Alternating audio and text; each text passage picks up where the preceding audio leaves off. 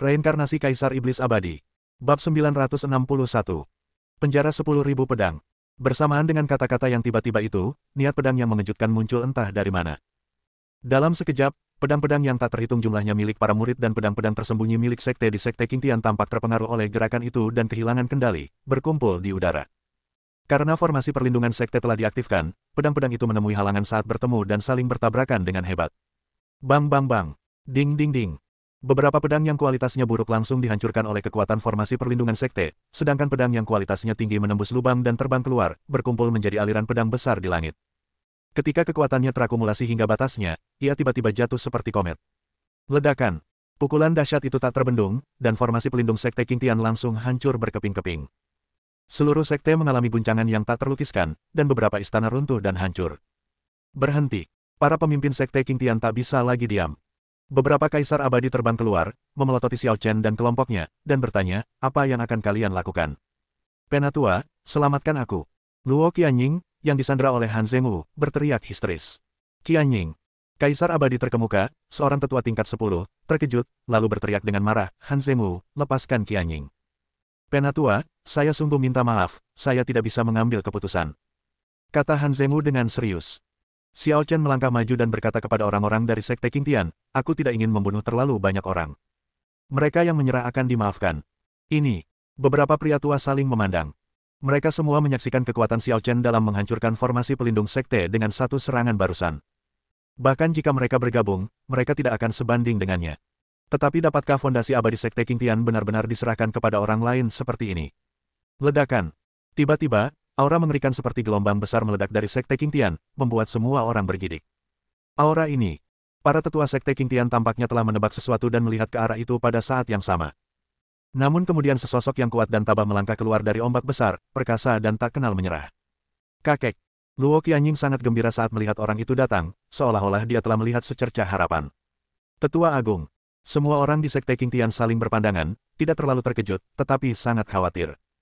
Karena Tetua Agung saat ini memiliki aura yang aneh dan mencolok, seolah-olah dia telah jatuh ke jalan iblis, dan bahkan pikirannya tidak begitu jernih. Bagaimana ini bisa terjadi? Han Zhengwu terkejut dan bingung. Dia pasti telah menelan ketujuh energi itu dan tersesat. Kata Xiao Chen dengan tenang. Saat mereka berada di Istana Yuandi, Xiao Chen takut kalau Han Qianqiu terlalu lemah, jadi dia memberi Han Qianqiu lingkaran sihir hitam dan 7 energi yang diperoleh dari menelan kegelapan, yang memungkinkannya menerobos ke tingkat ke-12 Kaisar Abadi. Han Qianqiu kembali ke Sekte Qingtian dan dikendalikan oleh Tetua Agung. 7 energi jelas jatuh ke tangan Tetua Agung. Hanya saja Tetua Agung terlalu bernafsu untuk sukses dan memaksakan diri untuk menahan 7 kekuatan, yang menyebabkan penampilannya yang gila. Membunuh. Sang Tetua Agung benar-benar kehilangan akal, hanya menyisakan nalurinya yang paling ganas, tidak mampu membedakan mana kawan mana lawan. Beberapa tetua Sekte Qingtian adalah yang pertama terkena. Sebelum mereka sempat bereaksi, mereka dihempaskan oleh tetua utama dan muntah darah. Dia gila, cepat mundur. Yang lainnya ketakutan dan tidak berani menghadapinya, jadi mereka menghindarinya satu demi satu. Tak lama kemudian, sang tetua agung menyerbu Xiao Chen dan menghantamkan telapak tangannya yang jahat ke arahnya dengan panik. Tetapi ketika Xiao Chen mengangkat tangannya dengan santai, kekuatan gelap besar muncul di dunia. Kegelapan melahap, ruang berputar dan kekuatan melahap muncul. Meskipun kekuatan tetua agung meningkat setelah ia dirasuki iblis, ia tetap tampak tidak berarti di hadapan kekuatan melahap yang tiada habisnya, dan kekuatan dalam tubuhnya terus-menerus dihisap. Sebab ia dirasuki setan adalah karena ia menggabungkan paksa 7 kekuatan, sehingga kekuatan dalam tubuhnya menjadi tercampur dan tak terkendali. Pada saat ini, saat kekuatannya dihisap, ia perlahan-lahan mendapatkan kembali kesadarannya, digantikan oleh teror yang tak berujung. Anda. Sang tetua agung menatap Xiao Chen, marah dan ketakutan.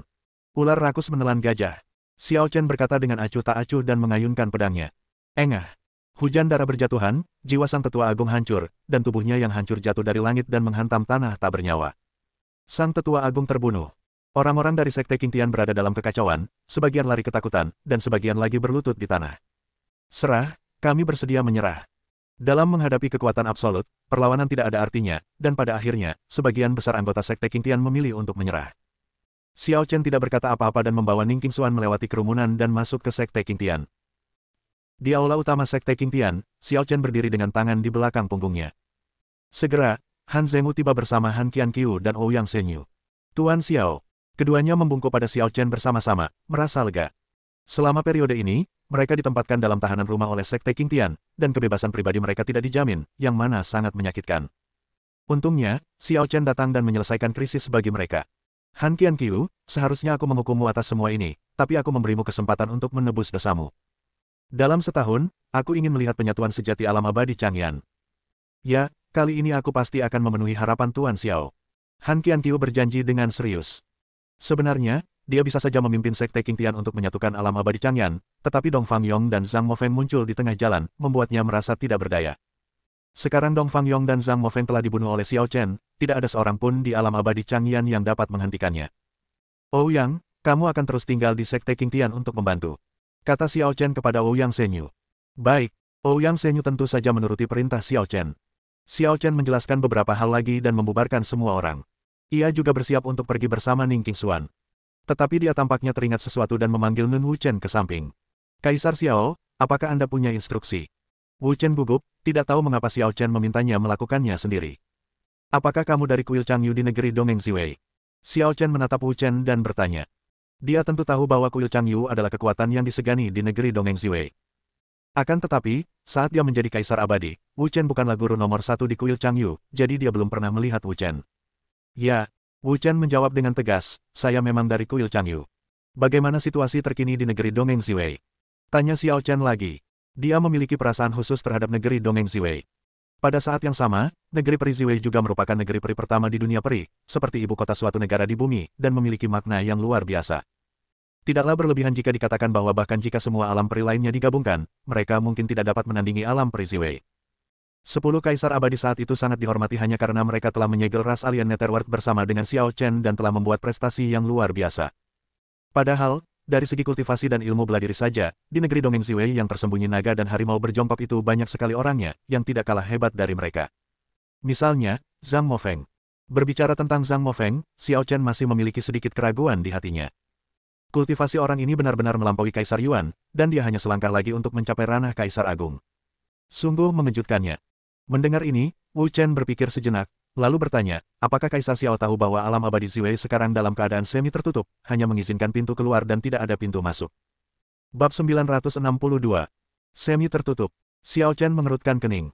Setelah tiba di negeri Dongeng, ia sibuk dengan berbagai hal dan hanya punya sedikit waktu luang untuk bertanya tentang situasi di negeri Dongeng Ziwei. Ia tidak menyangka negeri Dongeng Ziwei ternyata tutup. Ini jelas salah. Bagaimana mungkin negeri dongeng pertama di dunia dongeng bisa ditutup sesuka hati dan tidak memperbolehkan orang masuk? Lebih jauh lagi, kecuali ketiga tempat suci itu bersatu, tidak ada seorang pun yang memiliki kuasa untuk menutup negeri Dongeng Ziwei. Ketika Wu Chen melihat reaksi Xiao Chen, dia langsung tahu bahwa Xiao Chen sudah lama tidak kembali ke negeri Dongeng Ziwei dan sama sekali tidak tahu menahu tentang keadaan di negeri Dongeng Ziwei, makanya dia merasa lega. Jika Xiao Chen ada di sini, bagaimana mungkin orang-orang itu berani bertindak begitu arogan? Kaisar Xiao, alam abadi Ziwei sekarang berbeda dari dulu, kata Wu Chen dengan sungguh-sungguh. Beberapa dekade yang lalu, sebuah organisasi misterius muncul di alam abadi Ziwei. Organisasi itu tumbuh dengan sangat cepat, dan tak satu pun sekte kuno di alam abadi Ziwei yang mampu menandinginya. Kemudian, organisasi itu semakin merajalela, mendirikan dinasti Shengxuan di alam abadi Ziwei, dengan tujuan menguasai dunia bersama dinasti tersebut. Dinasti Shengxuan. Ketika Xiao Chen mendengar ini, ekspresinya semakin berubah. Dunia peri tidak pernah memiliki konsep dinasti, karena kekuatan di dunia peri itu rumit dan kompleks, dan terdapat banyak sekte. Tidak ada yang akan tunduk kepada siapapun, dan tidak pernah ada penyatuan sejati dalam sejarah. Pada awalnya, meskipun ia adalah kaisar abadi, ia hanya bisa memimpin sekte-sekte besar secara formal. Namun, kenyataannya, ia tidak memiliki kendali, dan tidak ada hubungan atasan-bawahan. Sekarang, sebuah dinasti tiba-tiba muncul di negeri Dongeng Ziwei, dan ambisinya tidaklah kecil. Ya, meskipun dinasti Shengxuan belum benar-benar menyatukan negeri peri Ziwei, banyak sekte telah menunjukkan niat baik kepada mereka atau menyerah pada tirani mereka. Saya khawatir jika ini terus berlanjut, dinasti Shengxuan pada akhirnya akan stabil dan menjadi satu-satunya penguasa negeri peri Ziwei. Nada bicara Wu Chen penuh kekhawatiran. Pada awalnya, Xiao Chen adalah kaisar abadi, kaisar yang tidak bermahkota, dan rakyat menghormatinya serta mempercayainya. Namun, dinasti Shengxuan memerintah negeri peri Ziwei dengan kekerasan dan tidak memberikan kontribusi apapun bagi dunia peri. Yang ada hanyalah kebrutalan dan kekerasan. Kelihatannya terpadu di permukaan, tetapi pada kenyataannya justru menciptakan kontradiksi yang lebih besar. Xiao Chen berpikir keras setelah mendengar ini, lalu bertanya, apakah Zhang Mofeng ada hubungannya dengan dinasti Shengxuan? Ya, Wu Chen membenarkan, Zhang Mofeng adalah salah satu perwakilan yang secara terbuka menyatakan dukungannya kepada dinasti Shengxuan. Karena dia, banyak orang atau kekuatan yang bimbang memilih untuk tunduk kepada dinasti Shengxuan. Sepertinya kultivasi Zhang Mofeng meningkat begitu cepat karena dia menerima manfaat dari dinasti Sengxuan. Tebak Xiao Chen. Yah, mungkin ada hubungannya dengan energi naga. Kata Wu Chen. Naga Qi. Xiao Chen mengangkat alisnya. Ya, dinasti Sengxuan memiliki urat nadi naga. Mereka semua mengandalkan energi naga yang dipancarkan oleh urat nadi naga untuk berkultivasi, dan kecepatan mereka luar biasa cepat. Terutama mereka yang baru saja bersentuhan dengannya, kekuatan mereka akan meningkat pesat dalam sekejap. Wu Chen berkata, Zhang Mofeng membelot ke dinasti Sengxuan dan berkultivasi di dekat urat nadi naga dinasti Sengxuan. Itulah sebabnya dia membuat kemajuan pesat. Sepertinya aku perlu pergi ke negeri Dongeng Ziwei. Pikir Xiao Chen. Jika Kaisar Xiao kembali, dia pasti bisa menyusun kembali rencananya dan mengembalikan negeri peri Ziwei ke jalur yang benar. Kata Wu Chen penuh harap. Ning Qingxuan mendengar ini dan tahu bahwa dia tidak bisa pergi bersama mereka, dan mendesah dalam hatinya. Kita masih belum tahu sifat dinasti Sengxuan, jadi tidak tepat untuk langsung mengambil kesimpulan. Xiao Chen menggelengkan kepalanya dan bertanya, apa tujuan kunjunganmu ke alam abadi Changyan kali ini? Saya baru saja mendengar bahwa Kaisar Senior Yuan mengalami kecelakaan, jadi saya datang untuk melihatnya. Lagi pula, Kaisar Yuan memiliki hubungan dengan kuil Changyu kita. Untuk ini, saya harus mendapatkan persetujuan dari dinasti Sengxuan, kalau tidak, saya tidak bisa kembali. Kata Wu Chen. Ah, senior, apakah Anda di sini untuk menemui guru saya? Ning Qingxuan terkejut. Tuanmu. Wu Chen bahkan lebih terkejut. Dia menatap Ning Qingxuan dengan bingung dan bertanya, Kaisar Yuan adalah tuanmu. Kaisar Yuan telah wafat. Qingxuan sekarang menjadi kepala istana Kaisar Yuan dan mewarisi warisan Kaisar Yuan. Kata Xiao Chen. Ini. Wu Chen tidak menyangka Ning Qingxuan ternyata adalah murid Kaisar Yuan. Sepertinya kekhawatirannya sebelumnya tentang Ning Qingxuan sama sekali tidak perlu. Dengan perlindungan dua bangsawan, Kaisar Yuan dan Xiao Chen, tidak ada seorang pun yang berani mengambil keuntungan dari Ning Qingxuan meskipun dia dilahirkan dengan tubuh yang sangat yin. Xiao Chen, kamu bisa pergi ke negeri peri Ziwei bersama senior Wu Chen. Dia punya izin masuk dan bisa menerimamu tanpa mengungkapkan identitasmu. Kata Ning Qingxuan. Namun, Xiao Chen menggelengkan kepalanya dan berkata, kalau kau tidak mau mengungkapkan identitasmu, kau tidak boleh pergi bersamanya. Itu akan membuat musuh waspada. Negeri Dongeng Ziwei bersifat semi-tertutup, jadi harus ada orang yang menjaga setiap pintu masuk utama. Jika aku kembali dengan Wu Chen, aku akan terlalu mencolok dan mudah menarik perhatian. Ya, aku juga merasakan hal yang sama. Wu Chen juga mengangguk. Bukannya dia tidak ingin bepergian dengan Xiao Chen, tetapi identitas Xiao Chen sensitif, dan bepergian dengannya hanya akan menjatuhkannya. Situasi di alam abadi Ziwei sedang tegang. Jika ada orang di dunia ini yang bisa memecahkan kebuntuan, itu hanyalah Xiao Chen. Meskipun Xiao Chen tidak membangun kekuasaan apapun saat itu, prestisenya sangat tinggi dan dia adalah seorang kaisar sejati yang tidak bermahkota. Selama Xiao Chen mengungkapkan identitasnya dan menelepon, banyak kekuatan pasti akan mendukungnya dengan segenap kekuatan mereka, dan dalam sekejap mereka akan dapat mengumpulkan kekuatan untuk melawan dinasti Sengxuan. Namun sebelum situasinya menjadi jelas, tentu saja saya tidak bisa mengungkapkan identitas saya begitu saja, karena itu akan menjadi tindakan yang gegabah.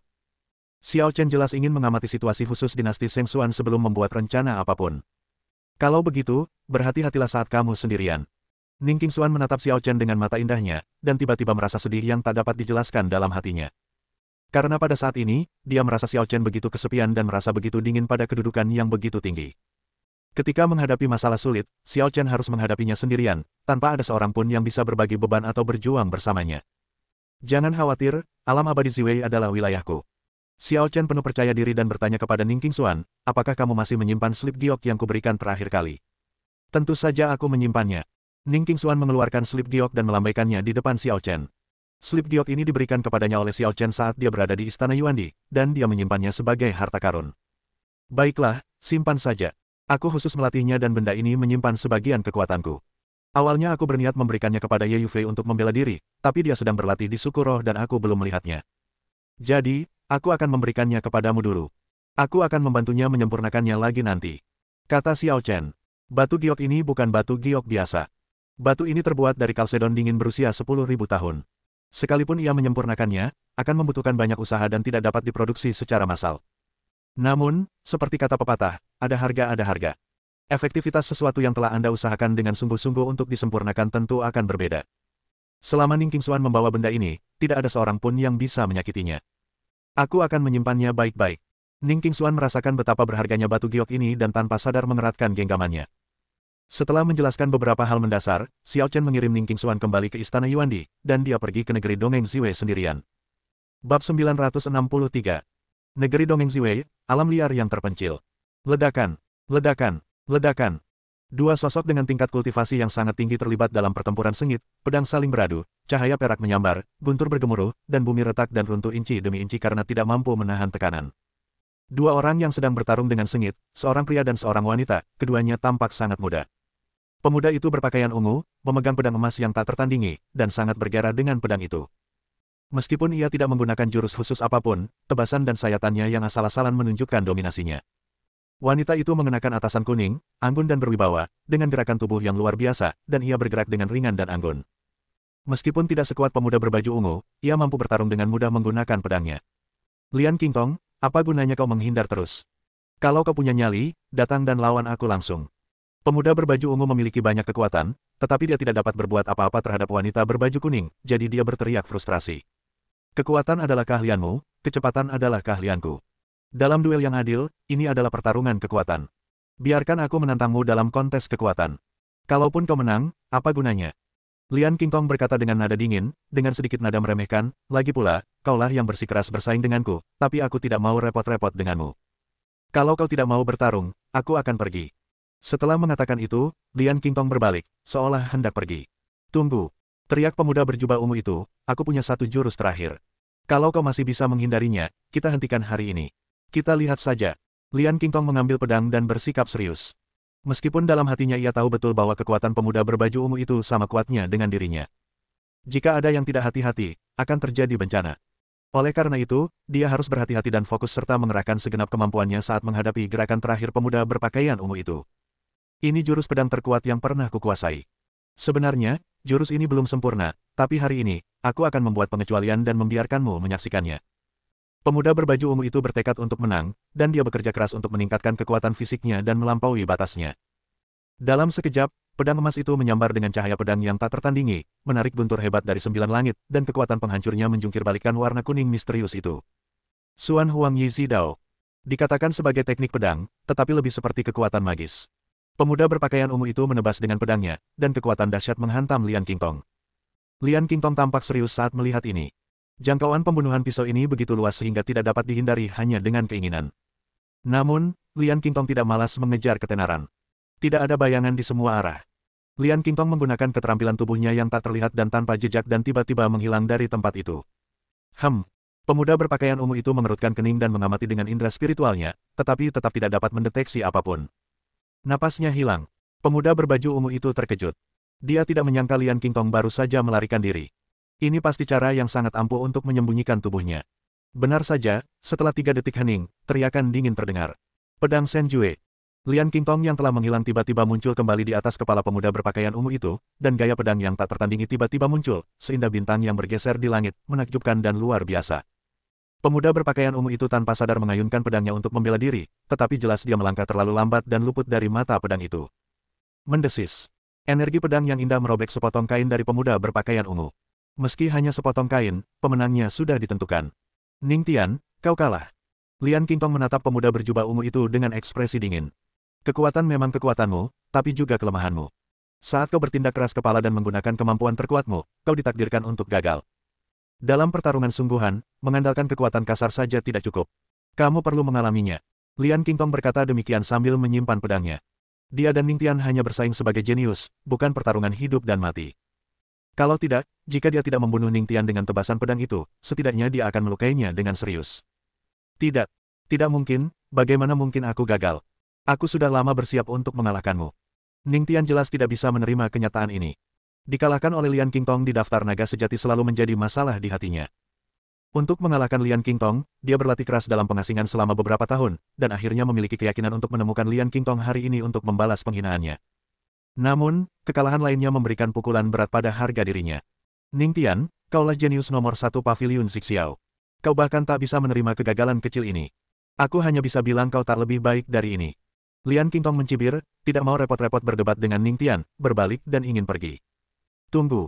Ningtian menghentikan Lian Qingtong dan berkata, kali ini tidak dihitung. Aku akan melawanmu lagi dalam sebulan. Aku yakin aku bisa mengalahkanmu. Lupakan saja. Dengan mentalitas seperti ini, kau takkan bisa mengalahkanku bahkan jika kita bertarung beberapa kali lagi. Lian Qingtong menggelengkan kepalanya, mengabaikan Ningtian, dan langsung melesat maju. Tunggu aku. Ningtian bertemu dengan Lian Qingtong. Di sisi lain, disertai kilatan petir hijau, sesosok muncul dari udara tipis, seolah datang dari jarak yang sangat jauh, berjalan melintasi ruang angkasa. Kita seharusnya memasuki alam abadi Ziwei. Xiao Chen melihat sekelilingnya. Meskipun dia tidak punya kesan apapun tentang daerah pinggiran kota ini, dia bisa merasakan bahwa dia sudah berada di negeri dongeng Ziwei. Seperti yang diharapkan, pada saat ini dua sosok terbang ke arah sisi ini satu demi satu. Itu adalah Lian Qingtong dan Ning Tian. Lian Qingtong melihat seseorang menghalangi jalan di depannya, dan Ning Tian mengejarnya dari belakang, jadi dia berhenti saja. Xiao Chen tanpa sadar menatap Lian Qingtong, lalu Ning Tian. Dua kaisar abadi tingkat ke-10. Sejujurnya, Xiao Chen sedikit terkejut. Dia dapat melihat bahwa Lian Qingtong dan Ning Tian keduanya masih muda dan dianggap sebagai generasi muda di dunia peri. Namun, keduanya telah mencapai tingkat ke-10 kaisar abadi, dan mereka jelas bukan orang biasa. Meskipun kultivasi Dong Fangyong telah mencapai tingkat ke-11 kaisar abadi, situasinya istimewa. Jiwa sisa yang kuat telah menyatu dengan jiwanya, sehingga kultivasinya tidak dapat disimpulkan dengan akal sehat. Ini juga alasan mengapa Dong Fangyong tidak mengenali kerabatnya dan membunuh mereka semua. Dong Fangyong, yang sisa jiwanya telah menyatu, bukan lagi Dong Fangyong yang asli. Tidak termasuk Dong Fangyong, mereka yang dapat mencapai tingkat ke-10 kaisar abadi di antara generasi muda alam abadi Ziwei pastilah langka. Diperlukan satu generasi penuh bagi tradisi Tao kuno untuk menghasilkan yang satu ini. Nak, apa yang kau lihat? Kalau tidak ada urusan, keluar saja dari sini dan jangan mengganggu. Ning Tian sudah merasa kesal setelah kalah dari Lian Qingtong, dan ketika dia melihat Xiao Chen, si anak muda bodoh, menghalangi jalannya dan menatapnya serta Lian Qingtong, dia pun menjadi semakin marah dan mulai mengumpat. Menurutnya, di antara generasi muda alam abadi Ziwei, tidak ada seorang pun yang tidak mampu ia singgung kecuali 5 orang teratas dalam daftar naga sejati. Xiao Chen awalnya mengungkapkan kekagumannya pada bakat Ning Tian dan Lian Qingtong, tetapi ketika dia mendengar kutukan yang keluar dari mulut Ning Tian, ekspresinya langsung menjadi gelap. Aku memberimu kesempatan untuk menarik kembali perkataanmu. Xiao Chen menatap langsung ke arah Ning Tian dan berbicara dengan nada tegas. Ning Tian tertegun mendengar ini, lalu mencibir, "Hei, dari mana asalmu, nak? Beraninya kau menantang kakekmu? Mau ku beri pelajaran?" Begitu dia selesai berbicara, sosok Ning Tian melintas dan muncul di depan Xiao Chen dalam sekejap, dengan 5 jari terbuka, meraih Xiao Chen dengan kuat. Jelas saja, dia ingin melampiaskan semua kemarahan yang dia rasakan terhadap Lian Qingtong pada Xiao Chen. Teman, hati-hati. Lian Qingtong tidak menyangka Ning Tian tiba-tiba menyerang orang asing, dan tanpa sadar mengingatkannya. Namun sudah terlambat. Bab 964. Berlututlah. Ning Tian yang angkuh dan arogan sama sekali tidak meremehkan Xiao Chen. Ia menekan Xiao Chen dengan satu tangan, mencoba memaksanya menyerah dengan kekerasan. Namun, dia tidak menyadari bahwa dia telah memprovokasi Dewa Kematian. Kamu tidak menghargai kesempatan yang kuberikan padamu. Nada bicara Xiao Chen tiba-tiba berubah dingin. Tiba-tiba, tanpa peringatan apapun, dia mengangkat tangannya dan menamparnya. Peng! Ledakan! Yang datang terlambat akan tiba lebih dulu. Sebelum Ning Tian sempat bereaksi, Xiao Chen menamparnya ke tanah. Tubuh bagian atasnya tertanam terbalik di dalam tanah, sedangkan bagian bawahnya terekspos, tampak sangat lucu. Tentu saja, tak seorang pun tertawa. Xiao Chen melirik Lian Qingtong dengan acuh tak acuh, lalu berjalan mengitari Lian Qingtong dan maju ke depan. Lian Qingtong berdiri di sana dalam keadaan linglung untuk waktu yang lama, tatapannya kosong. Setelah beberapa saat Xiao Chen berjalan pergi, dia dengan hati-hati mendekati Ning Tian dan menggalinya keluar dari tanah. Mati, mati. Lian Qingtong bahkan lebih terkejut, dan ada sedikit ketakutan di mata indahnya. Ning Tian, yang menduduki peringkat ke-7 dalam daftar naga sejati dan jenius nomor 1 di Paviliun Zixiao, benar-benar mati begitu saja. Ditampar sampai mati. Bahkan tidak ada kesempatan untuk berjuang. Siapakah pemuda itu? Tidak. Aku ingin menyusul dan bertanya. Lian Qingtong menyadari bahwa ia tidak bisa membiarkan Xiao Chen pergi begitu saja. Ia bahkan tidak peduli dengan mayat Ning Tian, jadi ia memanggil platform teratai kelas 1 dan mengejar ke arah Xiao Chen pergi. Untungnya, Xiao Chen tidak cepat, dan Lian Qingtong segera menyusul. Tuan, mohon tunggu sebentar. Lian Qingtong menyingkirkan panggung teratai dan mendarat di tanah, berjalan berdampingan dengan Xiao Chen. Xiao Chen melirik Lian Qingtong dengan tenang dan bertanya, apakah kamu ingin membalaskan dendam rekan-rekanmu? Tentu saja tidak. Lian Qingtong segera menyangkal, hubunganku dengan Ning Tian tidak baik. Tapi, kau juga takut kematiannya akan melibatkanmu, bukan? Xiao Chen melihat apa yang dipikirkan Lian Qingtong sekilas. Ning Tian telah mencapai tingkat ke-10 kaisar abadi di usia yang begitu muda, jadi dia pasti pewaris sekte tertentu. Kematiannya, jika diketahui, pasti akan membuat sekte itu gila. Meskipun Lian Qingtong memiliki kekuatan di belakangnya yang tidak lebih lemah dari Ning Tian, ia tidak dapat menahan balas dendam gila dari sekte Tao kuno. Tuan muda, percayalah padaku, aku tidak punya niat seperti itu. Lian Qingtong membela diri, wajahnya memerah. Xiao Chen meliriknya lagi dan berkata dengan tenang, tidak perlu dijelaskan, aku tidak peduli. Karena Xiao Chen berani membunuh orang, dia tidak takut balas dendam. Dia telah menjalani dua kehidupan dan terbiasa bersikap keras kepala. Dia adalah keturunan Sekte Tao, jadi membunuhnya bukanlah masalah besar. Terlebih lagi, ketika Ning Tianchao menyerangnya, Lian Qingtong secara tidak sadar mengingatkannya, membuktikan bahwa Lian Qingtong bukanlah orang jahat pada dasarnya. Tidak masalah. Lian Qingtong sempat tidak mengerti apakah Xiao Chen menyerah atau hanya bersikap tidak takut. Setelah berpikir sejenak, ia mengingatkannya, Tuan muda, pria yang Anda bunuh bernama Ning Tian. Dia pewaris pertama Paviliun Zixiao dan seorang jenius super peringkat ke-7 dalam daftar naga sejati. Ternyata itu adalah Paviliun Zixiao. Xiao Chen merenung dalam hati. Paviliun Zixiao adalah kekuatan dengan tradisi Tao kuno, yang konon telah diwariskan selama hampir 1.000.000 tahun. Jika menguasai alam abadi Chang'an, kekuatannya akan cukup untuk menyapu Paviliun Bayangan, Villa Yuanxi, dan Sekte Qing Tian. Aku tahu tentang Paviliun Zixiao, tapi apa itu daftar naga sejati? Xiao Chen kembali menatap Lian Qingtong dengan bingung, menunjukkan bahwa dia belum pernah mendengarnya. Peringkat naga sejati adalah daftar yang disusun oleh dinasti Sheng Xuan untuk bakat-bakat paling menjanjikan di alam abadi Ziwei. Hanya ada 10 posisi. Kata Lian Qingtong, di alam abadi Ziwei, setiap faksi bangga telah mengembangkan bakat naga sejati. Masuknya seorang keturunan ke dalam peringkat naga sejati merupakan simbol kekuatan dan keunggulan. Dinasti Sheng Xuan. Gumam Xiao Chen dalam hati. Tuan muda, apakah ini pertama kalinya Anda ke alam abadi Ziwei? Lian Qingtong menatap Xiao Chen dengan heran dan bertanya, bukankah alam abadi Ziwei tertutup bagi orang luar? Ini adalah pertanyaan bawah sadar. Tak lama kemudian, Lian Qingtong menyadari bahwa hal ini telah menyentuh privasi Xiao Chen, dan dengan cepat berkata, jika kau merasa tidak nyaman untuk menjawab, lupakan saja. Meskipun Ning Tian baru saja dicurigai sebagai saingan cinta, Xiao Chen mampu membunuh Ning Tian dengan satu tamparan, yang jelas bukan seseorang yang dapat ia hadapi. Dia benar-benar takut membuat Xiao Chen marah, yang akan membunuhnya untuk membungkamnya. Untungnya, Xiao Chen tidak bermaksud begitu. Ia hanya bertanya dengan tenang, di mana dinasti Sheng Xuan? Di sebelah timur lokasi kita, pusat negeri peri Ziwei. Jawab Lian Qingtong. Wilayah pusat. Xiao Chen berpikir sejenak dan bertanya, bukankah itu wilayah aliansi Feng Yun? Aliansi Feng Yun. Lian Qingtong terkejut, lalu menjawab, aliansi Feng Yun telah dihancurkan oleh dinasti Sheng Xuan beberapa dekade yang lalu, dan 7 sekte utama tidak ada lagi. Jadi begitu. Mendengar ini, Xiao Chen mendesah penuh emosi. Aliansi Feng Yun dulunya merupakan kekuatan yang sangat kuat, dibentuk oleh persatuan 7 sekte Tao kuno, yang menduduki wilayah pusat negeri Dongeng Ziwei. Meskipun Xiao Chen tidak terlalu menyukai kelompok orang itu, fakta bahwa ketujuh sekte utama dihancurkan oleh dinasti Sheng Xuan masih membuatnya merasa bahwa segalanya telah berubah. Sementara Xiao Chen mendesah, Lian Qingtong mempunyai beberapa tebakan tentang Xiao Chen. Jelaslah bahwa Xiao Chen pernah ke negeri Dongeng Ziwei sebelumnya, tetapi itu sebelum berdirinya dinasti Sheng Xuan. Yang diketahui Xiao Chen hanyalah sejarah masa lalu. Oke, terima kasih sudah memberi tahuku. Aku ada urusan, jadi ayo pergi sekarang. Kalau ada yang menyelidiki penyebab kematian temanmu, langsung saja beritahu. Tak perlu menyembunyikannya dariku. Xiao Chen berterima kasih kepada Lian Qingtong dan bersiap untuk pergi. Namun, Lian Qingtong masih mengikutinya.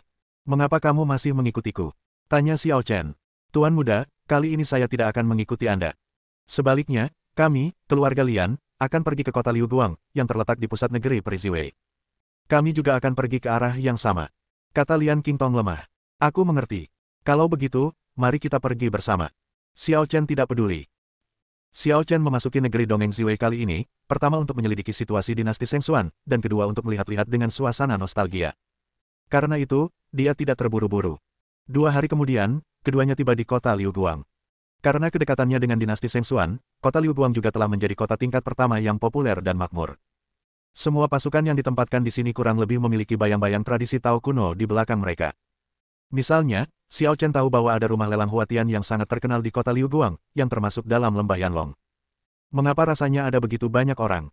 Setelah Lian Qingtong memasuki kota Liu Guang, ada sedikit keraguan di wajahnya. Memang tidak biasa.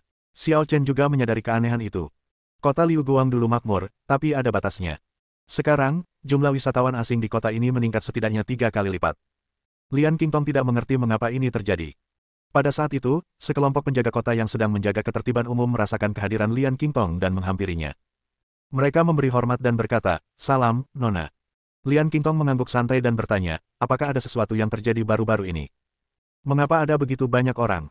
Bab 965. Lian Qingtong pergi berlatih kali ini. Ia telah meninggalkan kota Liu Guang selama lebih dari 2 bulan dan bertemu Ning Tian dalam perjalanan pulang. Dia menduduki peringkat ke-6 dalam daftar naga sejati, dan Ning Tian menduduki peringkat ke-7. Ning Tian sombong dan angkuh, dan selalu merasa bahwa dirinya tidak boleh kalah dari seorang wanita. Beberapa tahun yang lalu, Ning Tian pernah dikalahkan oleh Lian Qingtong. Karena tidak mau menerima kekalahan, ia berlatih keras selama beberapa tahun dan kemudian datang untuk menantang Lian Qingtong lagi. Namun sementara dia membuat kemajuan, Lian Qingtong juga membuat kemajuan, bahkan lebih cepat darinya. Pada akhirnya, Ning Tian tetap kalah dan sayangnya meninggal di tangan Xiao Chen. Nyonya, upacara penobatan Kaisar baru dinasti Sheng Xuan akan diadakan awal bulan depan. Orang-orang dari seluruh negeri peri Ziwei telah mendengar berita itu dan datang ke sini. Kota-kota di dekat kota kekaisaran sudah penuh sesak. Situasi di kota Liu Guang kami relatif baik. Jawab Kapten Pengawal dengan hormat. Seorang kaisar baru naik tahta. Seru Lian Qingtong terkejut. Dinasti Sheng Xuan akan mengadakan upacara penobatan publik lagi. Apa mereka tidak takut pada orang itu? Ini, aku tidak tahu. Kapten Pengawal itu jelas tahu jawabannya, tetapi dia tidak berani berkomentar. Baiklah. Lian Qingtong tahu bahwa ia tidak bisa mendapatkan apapun dari seorang penjaga pun. Ia melirik Xiao Chen dan menginstruksikan kapten penjaga, saya punya teman di sini. Tolong bantu siapkan penginapan yang bagus untuknya. Kapten pengawal itu ragu sejenak, lalu berkata dengan tegas, tidak masalah, saya akan segera mengaturnya. Saat ini, begitu banyak orang yang datang ke kota Liu Guang sehingga penginapan biasa pasti tidak memiliki kamar. Namun, sebagai kepala penjaga kota Liu Guang, dia dapat menggunakan wewenangnya untuk melakukan beberapa hal. Lagi pula, wanita muda itulah yang berbicara, dan tidak seorang pun berani menuduhnya menyalahgunakan kekuasaannya. Apakah kota Liu Guang ini berada di bawah pengelolaan keluarga Lianmu? Xiao Chen menatap Lian Qingtong dan berkata, Yah, ayahku adalah wali kota Liu Guang. Kata Lian Qingtong. Tapi kau jelas punya lebih dari sekadar identitas ini, kan? Tanya Xiao Chen. Meskipun kota Liu Guang adalah kota yang makmur, kota ini jauh dari sekadar sekte Tao kuno. Dengan kultivasi dan bakatmu, kau tak akan bisa berkembang di kota Liu Guang biasa. Tuan muda benar-benar bijaksana. Lian Qingtong terkekeh. Selain putri tertua keluarga Lian, saya juga berlatih di sekte Beiming. Sekte Beiming. Xiao Chen mengangkat alisnya, melirik Lian Qingtong dengan saksama, lalu mengangguk. Memang, teknik yang kau latih membawa aura unik sekte Beiming. Seharusnya aku sudah menduganya sejak lama. Tuan muda, apakah Anda kenal dengan sekte Beiming kami? Lian Qingtong terkejut. Mengingat reputasi sekte Beiming, tidak mengherankan bila orang-orang pernah mendengarnya. Tetapi Xiao Chen dapat melihat bahwa seni bela diri yang dipraktikkannya adalah milik sekte Beiming, jadi jelaslah bahwa dia telah mendengar lebih banyak tentang sekte Beiming daripada sekadar mendengarnya. Kita sudah pernah berurusan satu sama lain beberapa kali, kurasa. Xiao Chen tidak menjelaskan terlalu banyak. Faktanya, dia telah berhadapan dengan semua kekuatan besar di negeri Dongeng Ziwei. Tanpa membahas topik ini lebih lanjut, Xiao Chen bertanya lagi, ada apa dengan upacara penobatan dinasti Sheng Xuan yang baru saja kau dan pengawal sebutkan? Dinasti Sheng Xuan telah berdiri selama beberapa dekade, jadi belum pernah ada kaisar. Tidak. Lian Qingtong menggelengkan kepalanya. Dinasti Sheng Xuan awalnya memiliki dua kaisar, tetapi keduanya meninggal. Mati. Xiao Chen tampak terkejut. Ya. Lian Qingtong mengangguk dan berkata, Tuan muda, pernahkah Anda mendengar bahwa alam abadi Ziwei pernah melahirkan seorang kaisar abadi yang tak tertandingi yang memukau dunia selamanya? Aku sudah mendengar sedikit tentang itu. Kata Xiao Chen dengan tenang, apa hubungannya ini dengan dia? Karena kaisar dinasti Sheng Xuan tidak mau menjadi kaisar biasa, ia pun menamakan dirinya kaisar abadi. Ujar Lian Qingtong. Menyebut dirimu kaisar abadi. Mata Xiao Chen berbinar saat mendengarnya. Ya, Lian Qingtong mengangguk. Kaisar pertama dinasti Sheng Xuan memproklamasikan dirinya sebagai kaisar abadi Ling Tian. Namun, sehari setelah ia mengumumkannya kepada dunia, seorang ahli yang tak tertandingi menerobos masuk ke istana dan membunuhnya. 2 bulan kemudian, kaisar baru dinasti Sheng Xuan naik tahta dan memproklamasikan dirinya sebagai kaisar abadi Wu Tian.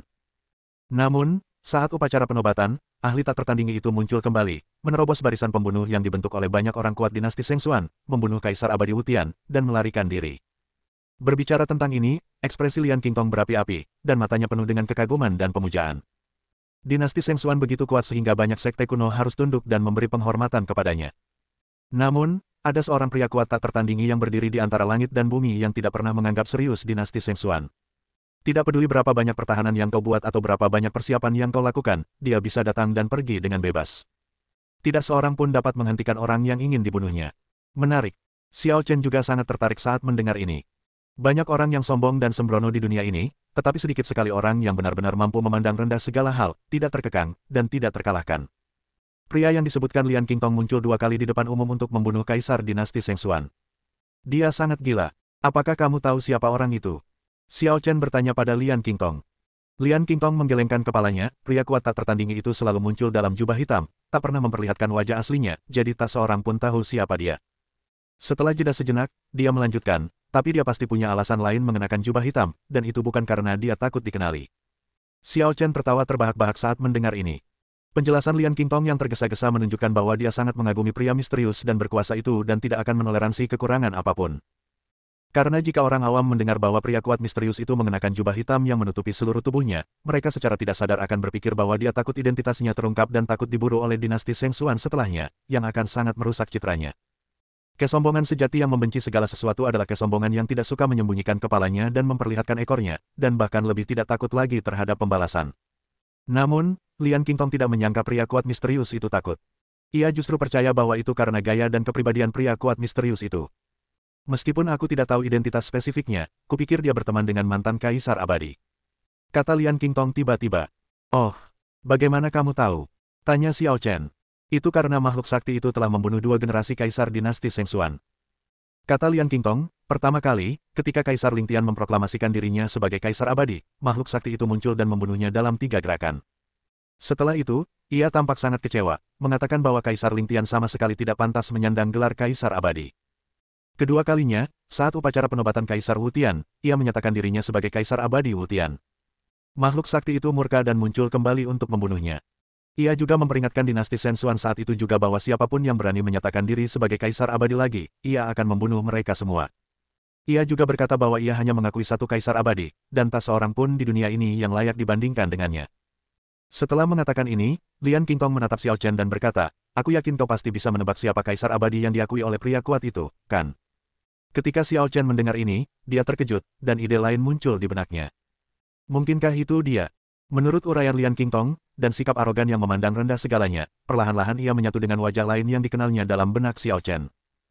Pemimpin 10 kaisar abadi, pencipta teknik pemakan kegelapan, dan satu-satunya yang dapat memberikan tekanan luar biasa pada Xiao Chen dalam hal kecepatan kultivasi. Pendiri Jalan Jahat, Taichu. Bab 966. Pada era itu, Xiao Chen dan Taichu bertemu. Taichu mengagumi kekuatan Xiao Chen yang luar biasa, sementara Xiao Chen mengagumi gaya Taichu dalam melakukan sesuatu. Namun, praktik spiritual itu seperti lomba lari gunung. Semakin hebat seseorang, semakin besar kemungkinan ia menjadi pesaing. Xiao Chen dan Taichu tidak pernah menyerah satu sama lain dan sering bertengkar, jadi mereka berdua adalah musuh sekaligus teman. Pada akhirnya, Xiao Chen adalah orang pertama yang berhasil menerobos alam Kaisar Agung, dan kemudian dia terus maju dengan cepat, menjelajahi alam yang lebih tinggi, misterius, dan tidak dikenal. Adapun Taichu, karena kekuatan yang dipadukan dengan teknik melahap kegelapan terlalu rumit, ia seringkali mengembangkan setan batin dan terjebak di puncak level ke-12 Kaisar Abadi selama bertahun-tahun yang tak terhitung jumlahnya, tidak dapat membuat kemajuan apapun. Mungkin karena dia merasa terlalu frustrasi saat menghadapi Xiao Chen, Taichu menghilang setelah menanggapi panggilan Xiao Chen dan menyegel ras alien Netherworld bersama-sama. Sejujurnya, setelah menyadari bahwa pria kuat misterius yang disebutkan Lian Qingtong adalah Taichu, Xiao Chen sangat tergoda. Dia telah mencari Taichu ke seluruh dunia, namun tidak ada kabar, yang menjadi penyesalan baginya. Sekarang Taichu telah muncul kembali di dunia dan begitu kuat, dia akan berbohong jika dia berkata dia tidak menantikannya. Sepertinya dia telah menembus alam Kaisar Agung, dan telah mencapai kemajuan lebih lanjut di tingkat Kaisar Agung. Jika dinasti Shengsuan berani membangun kekuasaan kekaisaran di negeri Dongeng Ziwei, harus ada seorang kaisar kuat yang bertanggung jawab, dan harus ada lebih dari satu.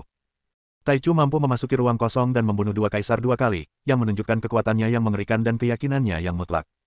Tidak diragukan lagi bahwa Taichu telah menembus kemacetan dan memasuki wilayah Kaisar Agung. Terlebih lagi, dengan bakat dan pemahamannya yang luar biasa, begitu ia berhasil menerobos kemacetan, jalan di depannya akan mulus dan mudah. Artinya saat ia berhasil mencapai level Kaisar Agung, ia ditakdirkan mampu menguasai wilayah kekuasaan Kaisar Agung. Kaisar biasa seperti Radel dan Aolai bukanlah tandingannya. Jika dia diberi lebih banyak waktu, tidak akan sulit baginya untuk melampaui Raja Alien itu. Atau, sekarang dia tidak lebih lemah dari Raja Alien. Setelah 2 kaisar baru terbunuh, dinasti Shengsuan tampaknya sangat takut pada orang kuat itu. Dinasti ini telah terdiam selama beberapa dekade, dan tidak ada kabar tentang kaisar baru yang naik tahta. Namun, tanpa diduga, mereka kini bangkit kembali dan mengumumkan dengan meriah bahwa seorang kaisar baru akan naik tahta. Nada bicara Lian Qingtong dipenuhi kekhawatiran sekaligus kegembiraan. Padahal, dia kebetulan tidak hadir di tempat kejadian pada 2 kali pertama, tetapi dia hanya mendengar orang-orang di sekitarnya membicarakannya, lalu dia terpengaruh olehnya dan timbul kerinduan terhadapnya. Kali ini dinasti Shengsuan menggunakan trik lama yang sama lagi, dan mungkin dia akhirnya akan memiliki kesempatan untuk melihat idolanya. Namun, apakah benar-benar sesederhana itu? Setelah 2 kegagalan dan terbunuhnya 2 kaisar baru, dinasti Shengsuan benar-benar dipermalukan. Kini mereka datang untuk ketiga kalinya, dan dengan cara yang begitu mencolok, menarik perhatian hampir semua orang di negeri Priziwei. Mungkinkah mereka benar-benar tidak yakin? Jelas, dari perspektif dinasti Shengsuan, ini adalah kesempatan mereka untuk membalas rasa malu mereka sebelumnya. Upacara penobatan kaisar baru mungkin hanya kedok. Tujuan akhir mereka adalah memasang jebakan untuk menangkap pria misterius yang berkuasa. Apakah kamu tidak percaya lagi pada idolamu?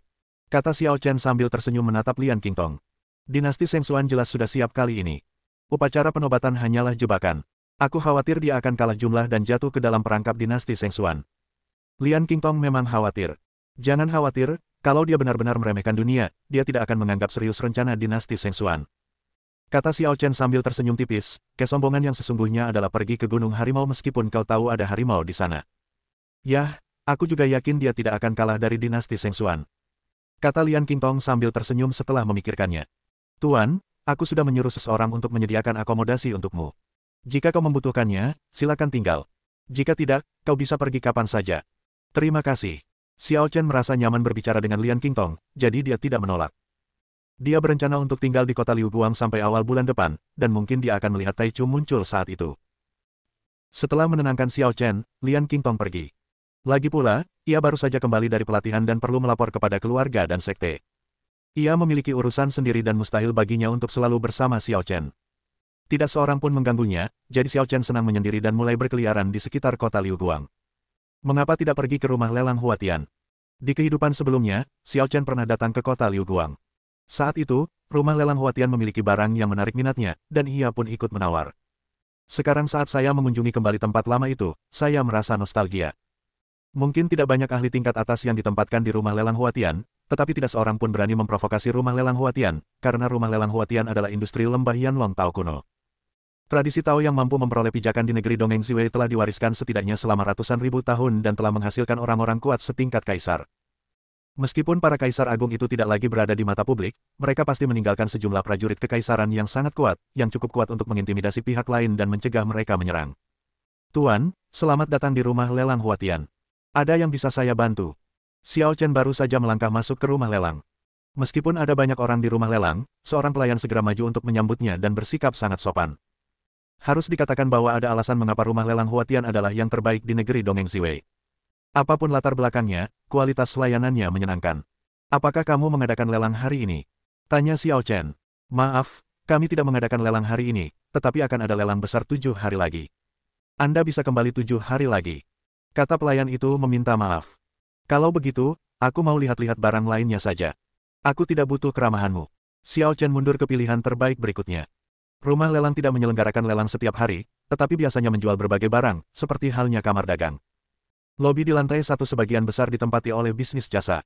Xiao Chen naik ke lantai 2, berniat mencari beberapa tanaman obat, mineral langka, logam, dan barang-barang lainnya. Namun, saat dia berjalan, dia tiba-tiba berhenti dan matanya tertuju pada seorang gadis berusia sekitar 13 atau 14 tahun di depannya. Ayo, gadis kecil, dari mana asalmu? Berhenti membuat masalah dan pergilah bermain di tempat lain. Seorang diaken pria di rumah lelang Huatian dengan tidak sabar mengusir gadis itu. Namun gadis itu jelas tidak yakin dan membantah, apakah kamu bersikap masuk akal? Apakah begini cara rumah lelang Huatian memperlakukan pelanggannya? Kalau kau tamu, kami pasti akan memperlakukanmu dengan baik, tapi kalau kau membuat masalah, kami juga tidak akan menoleransi. Kata diaken laki-laki itu dengan tegas, aku tidak akan berdebat denganmu karena kau masih muda. Tapi kalau kau terus menggangguku, kau akan kuusir. Kamu, tunggu saja aku akan kembali. Gadis itu berbalik dengan marah, seolah berencana untuk pergi untuk sementara waktu. Namun, karena keberuntungan berkata lain, matanya bertemu dengan mata Xiao Chen dan dia langsung membeku di tempat lagi. Xiao Chen merasa sedikit malu ketika dia ketahuan, mengintip, jadi dia mengalihkan pandangan dan berbalik untuk melakukan urusannya sendiri. Namun, tepat pada saat itu, gadis itu tiba-tiba berlari menghampirinya, menepuk pundaknya, dan berteriak langsung, pria tampan, bisakah kau pinjami aku uang? Bab 967. Xiao Chen menatap gadis itu beberapa kali lagi, bukan karena dia mengenalnya, tetapi karena dia tiba-tiba teringat pada Xiao Yingsui, karena gadis itu sangat mirip dengan Xiao Yingsui baik dari segi usia maupun penampilan. Pada saat itu, gadis itu datang kepadanya dengan ramah untuk meminjam uang, yang membuatnya sangat terkejut. Berbalik dan menatap gadis itu lagi, Xiao Chen bertanya, berapa yang kamu inginkan? Gadis itu memiringkan kepalanya dan berpikir sejenak, lalu menghitung dengan jarinya dan berkata, Pertama, beri aku 8 miliar batu abadi. Akan kulihat apakah itu cukup. Untuk sesaat, Xiao Chen pastinya tidak bisa berkata apa-apa. 8 miliar batu abadi. Itu hanya sepotong kue. Dan melihat dia menghitung jarinya dengan serius, apakah kamu yakin dia tidak bercanda? Berapa banyak jari yang Anda miliki untuk menghitung 8 miliar batu abadi? Ada apa? Apa itu tidak mungkin? Gadis itu mengedipkan matanya dan menatap Xiao Chen dengan cerah dan jelas. Tidak diragukan lagi bahwa gadis-gadis itu polos dan imut. Tetapi dia tidak tahu apakah itu ilusi, tetapi Xiao Chen merasa bahwa sikap dan temperamen gadis itu memiliki sedikit pesona yang tidak sesuai dengan usianya. Pesona semacam itu bukanlah sesuatu yang disengaja, tetapi bawaan. Gadis kecil, tahukah kau berapa harga 8 miliar batu abadi? Xiao Chen berkata tanpa berkata-kata, kita sepertinya tidak terlalu akrab. Bagaimana kau bisa begitu berani bertanya begitu saja? Pelit sekali. Melihat penolakan Xiao Chen, gadis itu bergumam dengan cemberut, jelas-jelas tidak senang. Tak lama kemudian, ia mendapat ide lain. Dengan tatapan licik di matanya, ia berkata dengan suara manis dan lembut, kakak Xiao Chen, pinjamkan saja padaku. Aku ada urusan mendesak. Tatapan polos gadis itu tertahan, dan pesonanya yang mempesona terpancar sepenuhnya. Tubuh mungilnya, yang belum sepenuhnya berkembang, menekan Xiao Chen, menggeseknya, dan suaranya lembut dan halus. Kalau laki-laki lain, dia pasti tidak akan sanggup menahan serangan gadis itu. Namun Xiao Chen tetap tidak tergerak. Ia hanya menatap gadis itu dengan heran dan bertanya, kau kenal aku? Dasar pria tak setia, dasar pria bau, membosankan sekali. Gadis itu menyadari bahwa gerakannya tak berpengaruh pada Xiao Chen, dan raut wajahnya kembali muram. Xiao Chen. Meskipun dia tidak bisa berkata apa-apa tentang perilaku gadis itu, kenyataan bahwa gadis itu memanggil namanya berarti dia mengenalnya. Maka dia pun mengamati gadis itu lagi dengan seksama, dan bersamaan dengan itu, indera spiritualnya pun ikut terpancar keluar. Setelah beberapa lama, Xiao Chen tiba-tiba bertanya, untuk apa kamu menginginkan begitu banyak batu abadi? Tentu saja ini masalah mendesak. Aku berharap kau orang baik, tapi seperti dugaanku.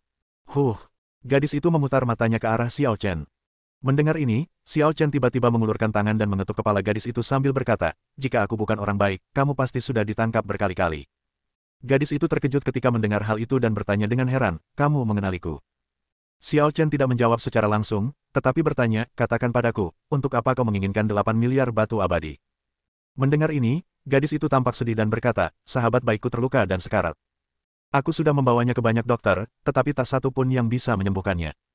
Akhirnya, aku menemukan seorang alkemis eksentrik yang bisa menyembuhkan temanku, tetapi dia meminta 8 miliar batu abadi. Aku tak bisa berbuat apa-apa. Temanmu? Tanya Xiao Chen, apakah dia juga seekor rubah? Ya, jawab gadis itu. Lalu tiba-tiba teringat sesuatu dan bertanya, Xiao Chen, apakah kemampuan alkimiamu juga sangat tinggi? Bisakah kau menyelamatkan temanku? Aku bahkan tidak tahu luka apa yang dialami temanmu, beraninya kau bicara omong kosong. Bawa aku melihatnya, kata Xiao Chen tanpa komentar. Ya, ikuti aku. Gadis itu meraih tangan Xiao Chen dan berlari sangat cepat. Xiao Chen benar-benar tidak menyangka bahwa rubah berekor 3 di bumi saat itu sudah bisa berubah wujud menjadi manusia. Dalam keadaan normal, klan rubah langit membutuhkan 6 ekor atau lebih untuk bertransformasi. Sekalipun rubah kecil itu makan harta surgawi setiap hari, ia tidak akan tumbuh secepat itu. Pasti ada alasannya. Terlebih lagi, rubah kecil itu awalnya bersama Ye Yufei dan Xiao Yingsui di Gunung Kunlun. Kemudian, ia menghilang setelah invasi dunia kultivasi. Kini ia muncul di negeri peri Ziwei di dunia peri. Tampaknya ia telah kembali ke asalnya dan hidup bersama klan rubah langit. Pasti ada beberapa kejutan dan perubahan dalam cerita selama periode ini. Namun, Xiao Chen tahu bahwa hal-hal ini tidak dapat dijelaskan dengan kata-kata. Rubah kecil itu mengkhawatirkan teman-temannya dan jelas sedang tidak ingin membicarakannya, jadi ia mengesampingkannya untuk sementara waktu. Rubah kecil itu menarik Xiao Chen dan meninggalkan kota Liu Guang, terbang menuju ke kota kecil terpencil di selatan kota Liu Guang. Dibandingkan dengan kemakmuran kota Liu Guang, kota kecil ini tidak diragukan lagi jauh lebih tenang. Setelah berputar beberapa kali di kota itu, kami berbelok ke sebuah gang kecil di mana terdapat sebuah rumah jerami bobrok tempat tinggal sebuah keluarga. Tepatnya, ada seorang lelaki tua yang tinggal di sana. Saat Xiao Chen dan yang lainnya masuk, lelaki tua dengan rambut halus yang hampir menutupi seluruh wajahnya tengah memainkan beberapa tanaman herbal langka. Hai, orang tua, bagaimana kabar Jiao Jiao? Tanya rubah kecil itu dengan cemas. Tanpa mendongak, lelaki tua itu bertanya dengan acuh tak acuh, 8 miliar batu abadi, apakah kamu sudah menyiapkan semuanya? Aku. Rubah kecil itu berbalik dan menatap Xiao Chen, lalu berkata, biarkan aku melihat Jiao Jiao dulu. Bagaimana keadaannya? Di tanganku baik-baik saja, tapi di tanganmu celaka. Pria tua itu masih tak menatap, dan berkata dengan nada dingin, sebaiknya kau siapkan 8 miliar batu abadi dan kembalilah padaku. Kalau kau melewatkan tenggat waktu, kau akan menanggung akibatnya. Mendengar ini, ekspresi rubah kecil berubah, dan dia meminta bantuan Xiao Chen, apa yang harus kita lakukan? Jangan khawatir, aku akan mengurusnya. Xiao Chen menghibur rubah kecil itu, dan pada saat yang sama melangkah maju, dengan santai melemparkan kantong penyimpanan batu peri dan berkata, ada sekitar 8 miliar batu peri di sini, kamu bisa menghitungnya.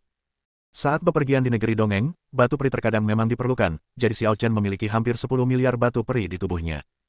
Lagi pula, di alam abadi Beiqiong, seseorang memintanya untuk memurnikan pil Yikidue, yang membutuhkan biaya sedikitnya puluhan miliar batu abadi, dan dia telah menyimpan banyak batu abadi selama waktu itu. Tentu saja, 8 miliar yang diambilnya kali ini secara langsung menguras kekayaan keluarganya. Mendengar ini, lelaki tua itu mendongak dan melirik Xiao Chen untuk pertama kalinya, seolah-olah dia terkejut bahwa Xiao Chen dapat dengan mudah mengeluarkan 8 miliar batu abadi. Wah, Xiao Chen, kamu kaya sekali. Si rubah kecil merasa gembira. Faktanya, tidakkah dia tahu bahwa 8 miliar batu abadi adalah angka astronomi?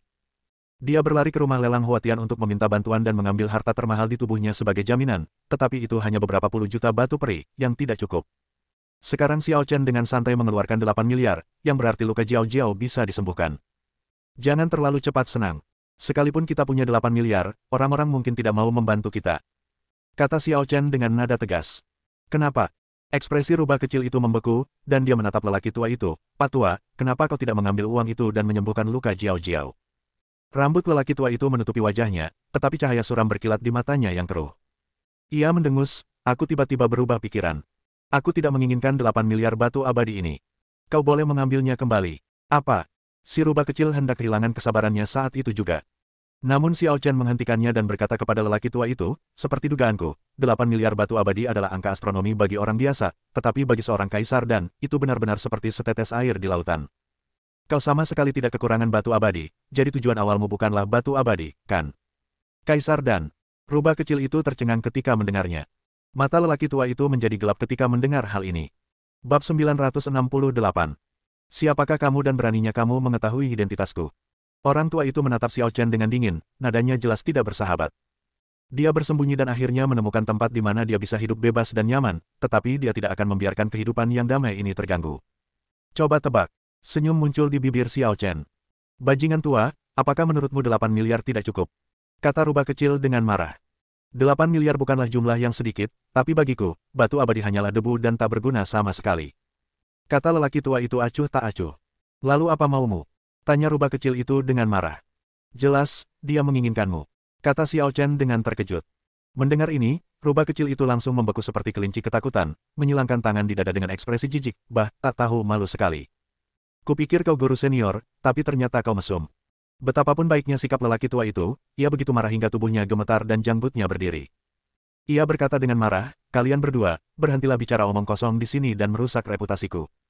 Xiao Chen pun berkata kepada rubah kecil itu dengan nada kesal, jangan biarkan imajinasimu liar. Apa yang kukatakan bukanlah seperti yang kau pikirkan. Apa maksudnya? Si rubah kecil penuh keraguan. Kau ingat kenapa aku menangkapmu di bumi? Xiao Chen mengingatkannya. Dia seorang alkemis sepertiku. Menurutmu apa yang ingin dia lakukan? Darahku. Rubah kecil itu ragu-ragu. Benar sekali. Xiao Chen mengangguk. Darah klan rubah langit sangat berharga dan merupakan bahan yang sangat baik untuk memurnikan obat. Selain itu, semakin banyak jari dalam darah, semakin kental darahnya, dan semakin tinggi khasiatnya. Setelah jeda, Xiao Chen bertanya kepada rubah kecil itu, kamu bisa berubah menjadi manusia. Berapa ekor yang kamu miliki sekarang? 9. Jawab rubah kecil itu. Kujo. Xiao Chen tertegun. Wujud 9 ekor adalah simbol terkuat klan rubah langit. Kaisar abadi rubah langit, yang menduduki peringkat ketiga di antara 10 kaisar abadi agung saat itu, hanya memiliki 9 ekor. Seberapa besar rubah kecil itu sekarang, dan telah tumbuh 9 ekor. Bagaimana kau melakukannya? Tanya Xiao Chen. Kita bicarakan ini nanti saja. Bantu aku menyelamatkan Jiao Jiao dulu. Kata rubah kecil itu dengan suara merdu. Xiao Chen mengangguk, lalu berbalik dan menatap lelaki tua itu lagi, lalu berkata, Jiyu, menindas dua rubah kecil yang masih muda dan bodoh, apakah ini sesuatu yang pantas dilakukan seseorang dengan status sepertimu? Apa kau tidak takut ditertawakan? Pria tua itu menatap Xiao Chen dengan ekspresi muram dan bertanya, apakah kamu benar-benar tahu identitasku? Sulit ditebak. Tanya Xiao Chen tenang, di alam abadi Ziwei, atau bahkan di seluruh alam abadi, hanya ada 2 atau 3 kaisar dan. Ditambah dengan seseorang yang begitu tak tahu malu, kau, Jiyu, mungkin satu-satunya yang tersisa.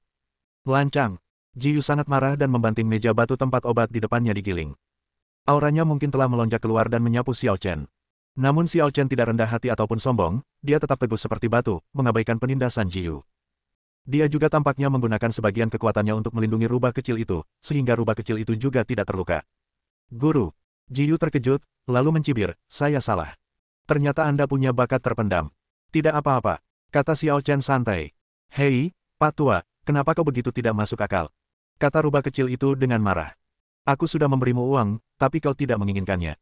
Kami tidak mau merawatnya lagi, jadi kenapa kau tidak mengembalikan Jiao Jiao kepada kami? Kau benar-benar tidak ingin menyembuhkan temanmu? Tanya Ji Yu acuh tak acuh. Aku harus memperingatkanmu sebelumnya, tanpa toples penyegar jiwaku untuk menghangatkan jiwanya, ia akan mati dalam waktu setengah jam. Ini. Betapapun semarahnya rubah kecil itu, ia tidak berani bercanda jika menyangkut nyawa temannya, jadi ia ragu-ragu sejenak. Xiao Chen, Jiao Jiao telah terinfeksi racun jiwa yang sangat kuat, dan kondisinya menjadi sangat serius. Bisakah kau menyelamatkannya? Tanya rubah kecil itu. Racun jiwa. Xiao Chen tertegun. Seperti tersirat dalam namanya, racun jiwa adalah racun yang menyasar jiwa dan dapat merusak jiwa makhluk hidup apapun. Bagi para dokter dan alkemis, racun jiwa adalah cedera yang sangat sulit. Jika racun sudah menginfeksi jiwa dengan sangat serius, pada dasarnya tidak ada obatnya. Tentu saja, ini hanya relatif terhadap dokter dan alkemis biasa. Ji Yu, jangan terlalu sombong. Itu hanya racun jiwa. Kalau kau bisa menyembuhkannya, kenapa aku tidak? Kata Xiao Chen. Sungguh tak tahu malu. Ji Yu mencibir dan melambaikan tangannya. Sepotong sihir putih terbang keluar dan mendarat di tanah. Cahaya putih itu memudar, menampakkan sebuah toples transparan. Di dalamnya terdapat seekor rubah putih seukuran kucing, sedang tidur dan tampak sangat buruk. Jiao Jiao. Rubah kecil itu merasa sedih. Toples penyegar jiwa ada di sini. Kalau kau mampu, silakan ambil. Tapi kalau terjadi kecelakaan di tengah jalan, jangan harap aku akan menyelamatkanmu. Ji Yu mendengus dingin, dengan sikap yang tidak manusiawi. Namun, Xiao Chen mengabaikannya. Ia menjentikkan jarinya dan melepaskan energi pedang, membuka tutup toples penyegar jiwa yang tersegel. Kemudian, dengan gerakan ringan tangannya, ia menghisap rubah putih itu keluar. Tanpa toples penyubur jiwa untuk menghangatkan jiwanya, kondisi rubah putih itu seketika melemah, seakan-akan mati. Si rubah kecil merasa sangat tertekan saat menonton dari samping, tetapi dia tahu bahwa dia tidak dapat mengganggu Xiao Chen, jadi dia memaksakan diri untuk tidak bersuara. Ji Yu menonton dengan acuh tak acuh dari samping, jelas berpikir bahwa Xiao Chen sedang memamerkan keahliannya di depan seorang ahli. Sebenarnya ada banyak cara untuk mengeluarkan racun jiwa, tapi untuk menghemat waktu, mari kita gunakan cara yang paling sederhana dan brutal. Racun jiwa memang penyakit aneh, dan setidaknya 2/3 jiwa rubah putih telah terinfeksi. Namun, sejauh pengetahuan Xiao Chen, ada sejenis ramuan yang disebut pil penyeberangan jiwa, yang secara khusus dirancang untuk mengobati racun jiwa dan seharusnya mampu mengeluarkan racun tersebut sepenuhnya. Ji Yu jelas tahu tentang pil pengangkut jiwa, itulah sebabnya dia yakin bisa menyelamatkan rubah putih. Namun, pil pengangkut jiwa adalah ramuan tingkat kekaisaran. Belum lagi proses pemurniannya membutuhkan banyak energi dan waktu, saat ini belum ada bahan yang sesuai. Ji Yu mungkin punya bahannya, tapi dia bilang dia tidak akan membantu, jadi bertanya padanya akan sia-sia. Oleh karena itu, Xiao Chen melupakan ide menggunakan pil pemindah jiwa dan memilih metode kedua. Tiba-tiba dia mengangkat tangannya dan langsung mengubahnya menjadi kekuatan dahsyat, memutarbalikkan ruang hingga membentuk pusaran, yang langsung menyelimuti rubah putih itu. Anehnya, pusaran itu menyelimuti rubah putih itu, tetapi tidak berpengaruh padanya. Malah, pusaran itu terus menyerap zat ungu aneh itu. Toksinnya sudah disedot keluar. Si rubah kecil sangat gembira. Melihat ini, Ji Yu mencibir dan berkata, dengan menghisap racun ini, apa kau akan mengorbankan nyawamu sendiri? Begitu racun ini terpapar udara dan berpindah ke tubuh orang lain, toksisitasnya akan meningkat beberapa kali lipat. Aku tahu, meskipun aku tidak takut dengan racun ini, tidak perlu menghirupnya ke dalam tubuh. Huangji Huaxian Jue milik Xiao Chen diaktifkan, dan jurus uniknya muncul kembali. Kegelapan melahap. Sebuah kata dingin menyebabkan pusaran itu berubah aneh. Zat-zat ungu yang diserap tidak dipindahkan ke tubuh Xiao Chen, tetapi perlahan-lahan berkumpul menjadi peluru ungu di udara. Kamu, bagaimana kamu tahu jurus pamungkasnya? Ji Yu menatap Xiao Chen dengan ngeri. Tiba-tiba, ia menunjukkan kultivasinya yang mengerikan, yang tak kalah hebat dari setengah kaisar Zhang Mofeng. Ia langsung memadatkan pedang dan menebas Xiao Chen. Bab 969. Meskipun dia bermaksud mengujinya, Ji Yu tidak menunjukkan belas kasihan saat menghunus pedangnya. Teknik pedang, Kaisar Daoyan Hui. Pedang itu muncul dalam sekejap, dan dunia menjadi sunyi. Ledakan. Energi pedang api yang mengerikan dan kekuatan pedang langsung menyapu area sekitarnya, membakar segalanya. Sambil menghancurkan bubuk beratap jerami, tiba-tiba pedang itu menerjang ke arah Xiao Chen. Namun, Xiao Chen tampaknya sudah menduga hal ini. Di tengah angin sepoi-sepoi dan awan, ia mengangkat tangannya dan menggulung, menyerap semua kekuatan kehampaan. Desis, desis, desis. Sehebat apapun pedang api itu, ia tampak kecil dan tak berarti di hadapan kekuatan yang memutarbalikkan kehampaan, dan musnah sedikit demi sedikit. Suasana kembali tenang lagi. Wah, keren sekali. Si rubah kecil bersembunyi di belakang Xiao Chen, memandangi reruntuhan yang terbakar di sekitarnya, merasa ngeri. Keduanya terlalu kuat, jauh melampaui pemahamannya. Untungnya, Xiao Chen tampaknya telah membersihkan racun Jiao Jiao. Kesehatan Jiao Jiao telah membaik secara signifikan, dan napasnya menjadi teratur, tetapi ia belum juga bangun. Efeknya dapat dikatakan langsung terasa. Meskipun dia bertemu Xiao Chen dalam wujud rubah berekor 3, dia tidak benar-benar tahu banyak tentangnya. Awalnya aku mengira ini sudah seperti negeri dongeng, tidak peduli seberapa hebat Xiao Chen, dia tidak akan pernah setidak bermoral seperti di bumi. Namun, ternyata dia salah. Dia dengan mudah memecahkan racun jiwa yang bahkan sulit diatasi oleh Kaisar Dan dengan santai mengangkat tangannya untuk memblokir serangan ganas Jiyu, yang kekuatannya setidaknya setara dengan Kaisar Abadi tingkat 12. Misteri Xiao Chen masih belum dapat dipahami. Bahkan di dunia peri ini, dia mungkin adalah orang yang berdiri di puncak piramida. Apakah kamu merasa nyaman setelah menghunus pedang ini? Xiao Chen menatap Jiyu dengan acuh tak acuh. Kamu tidak mati. Jiyu menatap Xiao Chen dengan kaget. Tentu saja dia tidak ingin membunuh Xiao Chen, dia hanya ingin memverifikasinya. Karena dia tahu hanya ada 2 orang di dunia yang bisa menggunakan Dark Devouring. Yang pertama adalah Taichu, pendiri sekte jahat, yang menciptakan gerakan ini. Yang kedua adalah Kaisar Abadi yang pernah memerintah. Xiao Chen jelas bukan Taichu, jadi hanya ada satu kemungkinan. Karena Xiao Chen bisa menggunakan Dark Devouring, dia pasti tidak akan bisa melukainya, jadi dia menghunus pedangnya tanpa ragu. Benar saja, ternyata dia tidak salah. Xiao Chen adalah orang dari masa lalu. Orang yang dia takuti dan benci. Kecelakaan. Xiao Chen menatap Jiyu, tetapi dia tidak marah. Meskipun Jiyu tampaknya memiliki sifat pemarah, dia sebenarnya punya batasannya sendiri. Akan tetapi, cara dia mempersulit rubah kecil itu memang agak tercela.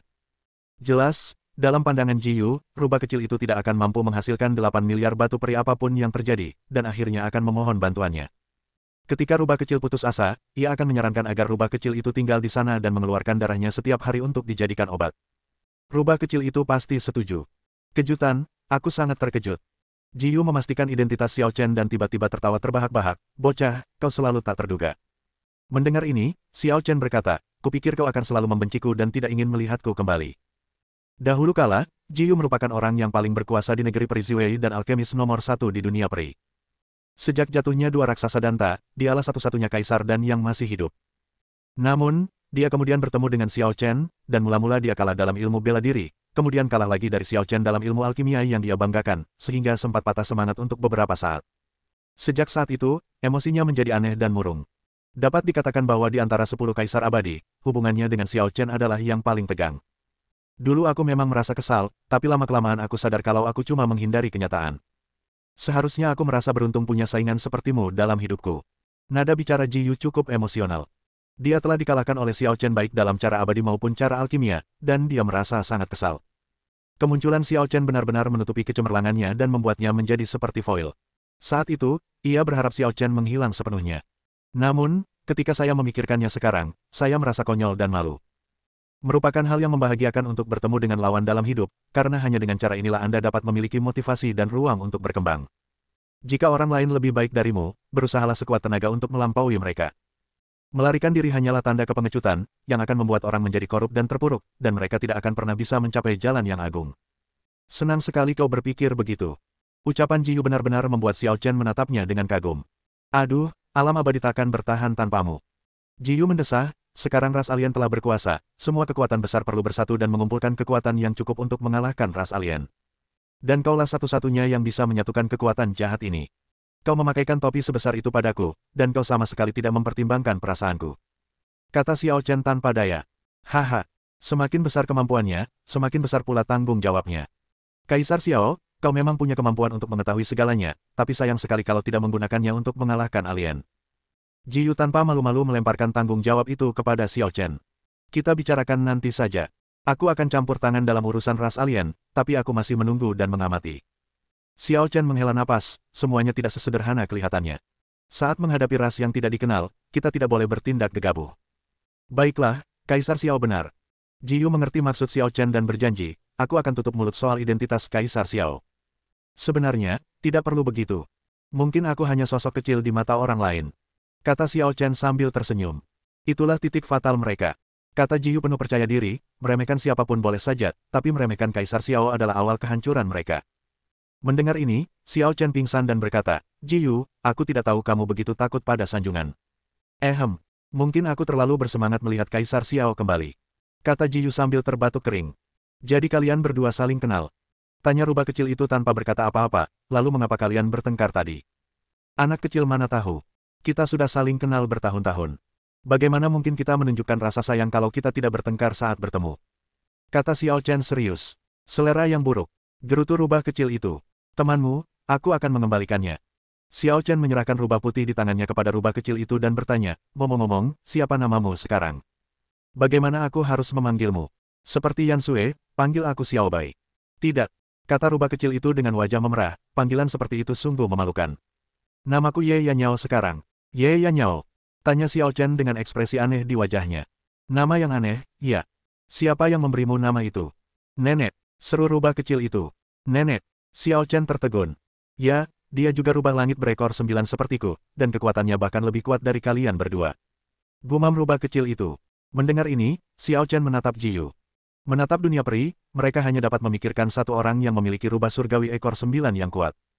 Kaisar Abadi Rubah Langit menduduki peringkat ketiga di antara 10 Kaisar Abadi. Karena Jiyu lebih fokus pada alkimia, kekuatannya tidak begitu kuat jika dibandingkan, dan dia menempati peringkat ke-8 di antara 10 Kaisar Abadi yang agung.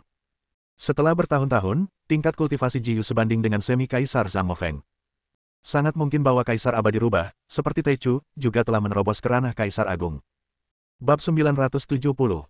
Rubah kecil itu akhirnya menemukan akarnya dan menemukan Kaisar Rubah Surgawi. Pasti ada kejutan dan perubahan dalam cerita ini. Xiao Chen tak sabar untuk mendengarkan ceritanya. Maka, ia berkata kepada Jiyu, Jiyu, aku berencana mengumpulkan semua orang sebelum mengambil tindakan terhadap alien. Untuk sementara, kau harus pulih dan menunggu kabar dariku.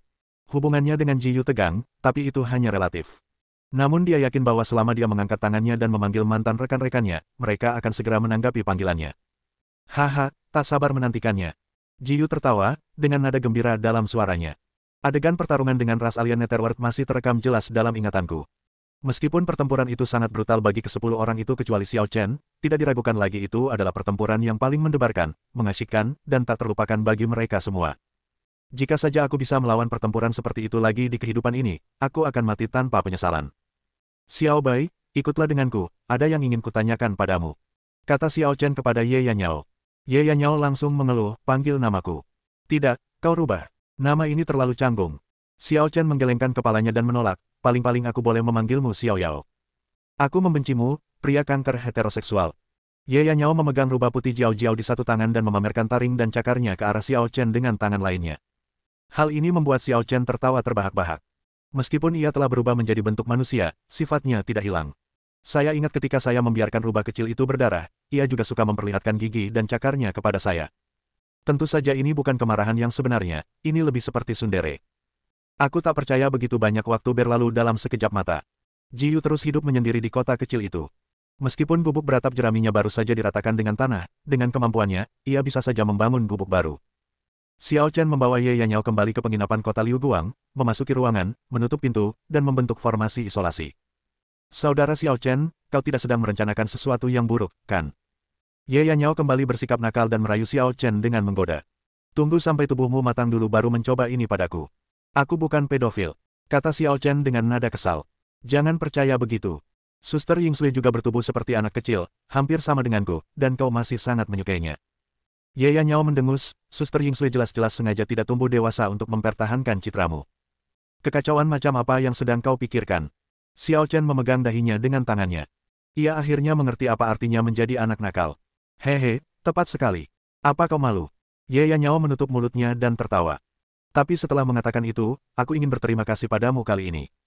Kalau bukan karenamu, Jiao Jiao pasti akan jadi orang yang tidak berguna.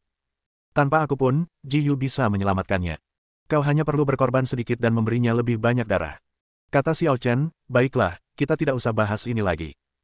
Ceritakan tentang pengalamanmu selama bertahun-tahun. Kau menghilang dari bumi, kemana kau pergi, dan bagaimana kau bisa sampai di negeri dongeng. Sebenarnya, aku juga bingung. Ye Yanyao samar-samar mengingat, aku ingat Suster Yufei dan Suster Yingsui sedang bertapa saat itu. Aku merasa bosan, jadi aku diam-diam melarikan diri dari Kunlun. Akibatnya, aku mendapati bumi telah diserbu oleh banyak kultivator. Mendengar ini, raut wajah Xiao Chen langsung menjadi gelap, dan dia bertanya, mungkinkah kamu yang membawa orang-orang itu ke Kunlun? Kunlun adalah tempat tersembunyi yang memiliki penghalang. Jika Anda tidak mencarinya dengan sengaja, orang luar tidak akan tahu bahwa Kunlun ada. Rupanya, seseorang melihat rubah berekor 3 saat itu dan mengejarnya sampai ke Kunlun, tetapi baru saat itulah mereka menemukan gerbang Kunlun. Bagaimana aku bisa tahu saat itu? Saat Ye Yanyao berbicara, dia menundukkan kepalanya lagi, dan suaranya semakin mengecil. Jelas, dia juga menyalahkan dirinya sendiri. Ekspresi Xiao Chen sedikit melunak dan dia berkata, lupakan saja, karena Yu Fei dan Ying Sui baik-baik saja, aku tidak akan menyalahkanmu. Sebenarnya, orang-orang dari dunia kultivasi datang tiba-tiba saat itu, dan semuanya tidak terduga. Ye Yanyao hanya melakukan kesalahan yang tidak disengaja, jadi dia tidak bisa sepenuhnya disalahkan. Benarkah? Apakah mereka semua baik-baik saja? Tanya Ye Yanyao cepat. Ya, Xiao Chen mengangguk, aku sudah melihat mereka baik-baik saja sekarang. Bagus. Ye Yanyao menghela napas lega, dan batu di hatinya runtuh. Katakan padaku apa yang terjadi selanjutnya. Apakah kau juga ditangkap oleh orang-orang dari dunia kultivasi? Tanya Xiao Chen. Ya, kata Ye Yanyao, aku baru tumbuh 4 ekor saat itu. Meskipun kecepatanku sedikit lebih cepat daripada saat aku punya 3 ekor, aku masih jauh lebih rendah daripada para kultivator kuat itu. Akhirnya, aku tertangkap. Apa yang terjadi selanjutnya? Banyak orang di bumi ditangkap, termasuk Yan Sui. Apa kau melihat mereka? Tidak. Ye Yanyao menggelengkan kepalanya. Setelah aku ditangkap, aku pingsan sekali. Ketika aku bangun, aku mendapati diriku di tangan seorang wanita. Wanita. Xiao Chen tertegun dan tanpa sadar teringat pada orang yang menempati tubuh Bu Yunyan. Bos Istana Abadi, dalam dibalik invasi bumi oleh dunia kultivasi. Yah, wanita itu menggunakan sihir yang sangat canggih untuk memenjarakanku, membuatku mustahil meninggalkannya. Dia membawaku kemanapun dia pergi. Kata Ye Yanyao, lalu menambahkan dengan misterius, wanita itu jarang keluar setiap hari. Dia meracik semacam ramuan di istana. Memurnikan pil. Ekspresi Xiao Chen berubah. Ya, kata Ye Yanyao, menurutnya, dia telah menyempurnakan ramuan itu selama lebih dari 300 tahun, mengerahkan upaya yang tak terhitung jumlahnya, dan itu akan segera selesai. Tapi tiba-tiba suatu hari, dia menerima kabar dan menjadi marah besar. Dia keluar dari istana tanpa membawaku. Ye Yanyao mengatakan ini, tiba-tiba tersenyum licik, dan bertanya pada Xiao Chen, apakah kamu menebak apa yang terjadi selanjutnya? Kau tidak mencuri pil itu, kan? Xiao Chen langsung mengerti mengapa Ye Yanyao menumbuhkan 9 ekor. Butuh waktu lebih dari 300 tahun untuk berhasil memurnikan ramuan tersebut, dan orang dapat membayangkan usaha yang dilakukan untuk itu. Ramuan itu pasti bukan ramuan biasa, bahkan mungkin melebihi ramuan kekaisaran. Hehe, ini kan cuma tawar-menawar, kenapa tidak dilepaskan saja? Ye Yanyao terkekeh. Siapa suruh dia keluar secepat itu? Dia bahkan tidak punya persiapan apapun untuk menghadapiku, kan? Memang ada celah. Xiao Chen mengerti sepenuhnya. Wanita yang dibicarakan Ye Yanyao adalah Bu Yunyan, penguasa Istana Abadi. Biasanya Bu Yunyan bersembunyi di istana untuk membuat ramuan, dan urusan Istana Abadi ditangani oleh wakil kepala istana. Namun, hari itu, Xiao Chen sendirian menghancurkan semua Istana Abadi. Bu Yunyan terkejut dan marah ketika mendengar berita itu, dan segera bergegas ke tempat kejadian. Pertarungan sengit terjadi antara Xiao Chen dan Bu Yunyan. Setelah dikalahkan, Bu Yunyan dikejar oleh Xiao Chen dan menggunakan jimat penghancur batas 2 kali berturut-turut.